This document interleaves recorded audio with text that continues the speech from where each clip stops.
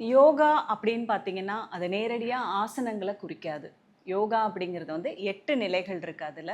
So, அந்த காலகட்டத்தில அந்த 8 நிலைகள்ல உயர்ந்த நிலை அடையறதுக்கு உடல பேணி பாதுகாக்கிறதும், மனச பேணி பாதுகாக்கிறதும் ஒரு நிலையா இருக்கணும். இதெல்லாம் அச்சீவ் பண்ணிட்டு வரும்போது தான் அந்த உயர்ந்த நிலைய அடைய முடியும் அப்படின்றதுக்காக இத 8 நிலைகளா வகுத்திருக்காங்க.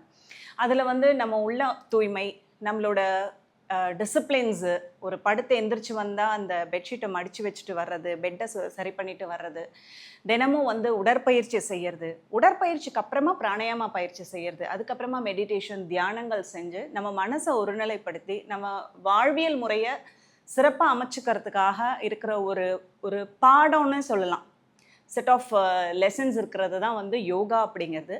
அதில நான் தேர்ந்தெடுத்து பயிற்சி பண்ணுறது ப்ளஸ் கத்துக் குடுக்கறது என்னன்னு பார்த்தீங்கன்னா, ஆசனங்கள், பிராணாயாமா, அதை தொடர்ந்து வரக்கூடிய மெடிடேஷன் இந்த மாதிரியான பிராக்டிசஸ் நான் குடுக்குறேன். அந்த 8 லிம்ஸ் ஆஃப் யோகாலயே பார்த்தீங்கன்னா, 3வது நிலையில ஆசனம் வருது. அதுக்கப்புறமா தான் பிராணாயாமா வருது. ஸோ, நீங்க உடற்பயிற்சி செய்யும்போது, உங்களுடைய பிளட் வெசல்ஸ் எல்லாம் நல்லா எக்ஸ்பேண்ட் ஆகும். ரத்தம் சீரா உடம்பினுடைய எல்லா பகுதிகளுக்கும் பாயும். ஸோ, இப்படி இருக்கிற நிலையில அதுக்கப்புறமா நம்ம பிராணாயாமா பயிற்சி பண்ணும்போது பார்த்தீங்கன்னா, நம்ம செய்கிற பிராணாயாமாவுடைய முழுமையான பலன் நம்ம உடம்புக்கு கிடைக்கும். ஸோ, இது 2ம் ஏன் முதல்ல சொல்லி தரணும் அப்படின்னா, இன்னைக்கு இருக்கிற காலகட்டங்கள்ல நமக்கு உடம்போட உழைப்பு கம்மியா இருக்கு. மனசளவுல ஸ்ட்ரெஸ்ஸு, டிப்ரெஷன், ஆங்ஸைட்டி, தூக்கமின்மை, ஒரு எதுலயுமே ஒரு நிறைவில்ல அப்படிங்கிற மாரியான நிலை இருக்கு.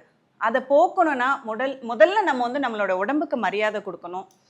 அந்த உடம்ப சீரா பாதுகாக்கணும். மனச வந்து சீரா பாதுகாக்கணும்.